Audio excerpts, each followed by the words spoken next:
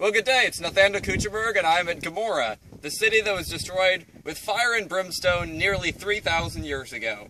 You can see behind me is a wall that looks like almost rock, but when you get up close, it crumbles like ash. You can see how it just breaks so easily like powder. This is one of the cities that is mentioned in Genesis chapter 19 when it says, "And the Lord rained upon Sodom and Gomorrah brimstone and fire from the Lord out of heaven." Genesis 19:24. This is that city here in Israel, and it's still around to this day. Well, good day, it's Nathanael Kuechenberg speaking, and I am in Gomorrah. This is the city that was burnt with fire and brimstone nearly 3,000 years ago. As you can see, there is ashen remains of these limestone buildings, left here to show that God's judgment is true, and that God truly does judge those whom those people that do not keep the commandments of God. These cities in particular were hideous to God, and God judged them because of their sin.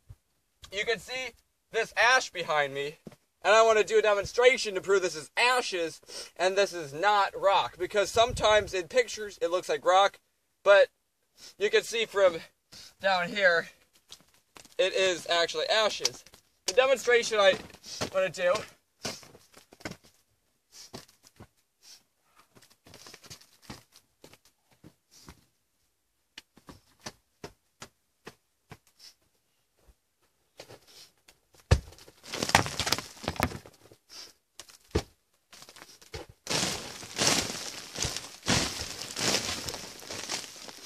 and so on.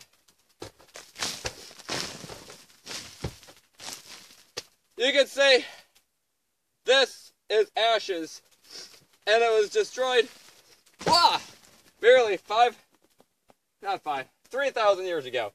Do another demonstration for you. Let me bring this closer to the camera. This, my friends, is the ashes, what it looks like. You can see they just crumble into powder. I'll do it again. This rock here.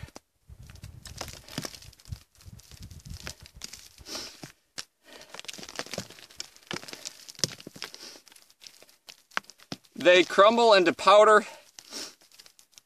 You can see the layers in them. This is what Gomorrah looks like, guys. This is God's judgment. That God condemned these cities. God condemned Sodom and Gomorrah, Zoar, Zeboim, and Admah. These are the cities that God destroyed with fire and brimstone.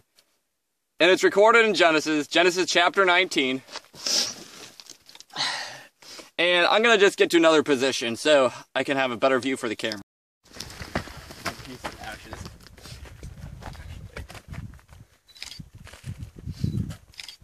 Is this too sunny? I wonder, oh wait, I want to break something off.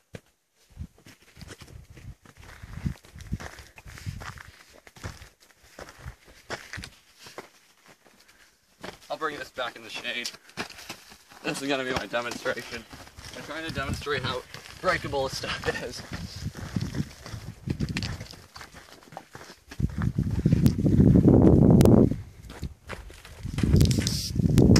Actually, you can start recording.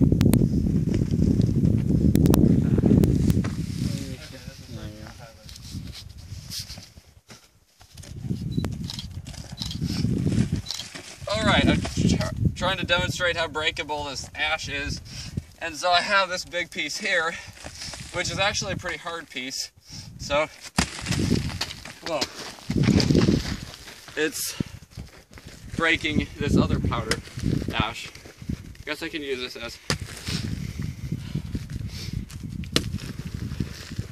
Let me put it up here.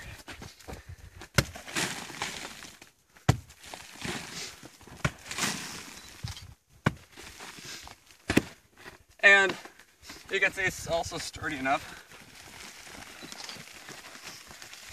that I can climb up here and sit on it.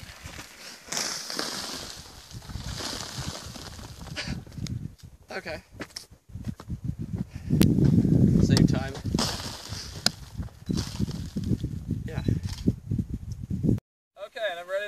a demonstration on how breakable the stuff is and powdery.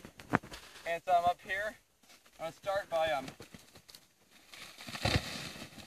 that thing, and also climbing around here.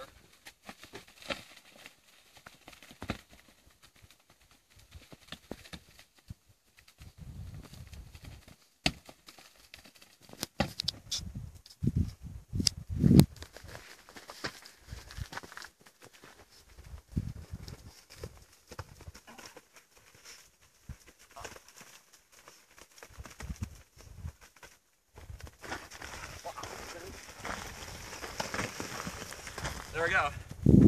Okay. And as you can see from the ashes behind me, this is another section of the city of Gomorrah. This is one of the places that was, one of the buildings, I guess, that was destroyed with fire and brimstone back in the days of Lot and the days of Abraham. And so, being in this place, let me read you the story of Genesis chapter 19. And there came angels to Sodom at even, and Lot sat in the gate of Sodom.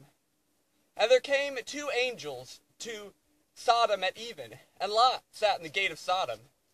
And Lot, seeing them, rose up to meet them, and he bowed himself with his face towards the ground.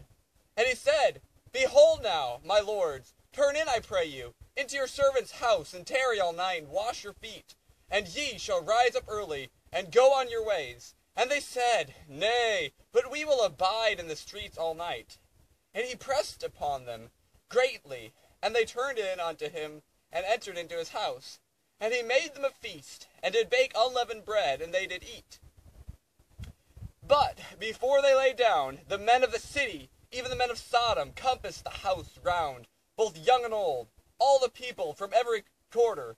And they called unto Lot, and said unto him, Where are the men which came in unto thee this night?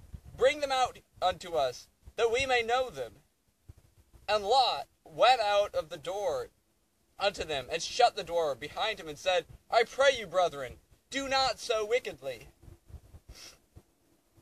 Behold now, I have two daughters, which have never known a man. Let me, I pray you, bring them out unto you, and do ye unto them as good in your eyes.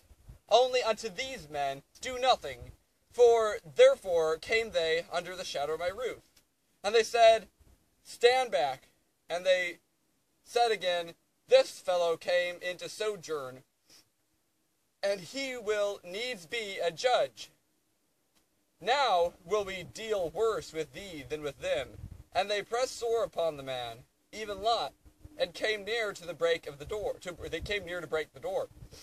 But the men put forth their hand, and pulled Lot into the house to them, and shut the door. And they smote the men that were at the door of the house with blindness, both small and great, so that they wearied themselves to find the door. And the men said unto Lot, Hast thou here any besides, son-in-law, and thy sons and daughters, and whatsoever thou hast in the city? Bring them out of this place. For we will destroy this place, because the cry of them is waxen great before the face of the Lord. And the Lord hath sent us to destroy it.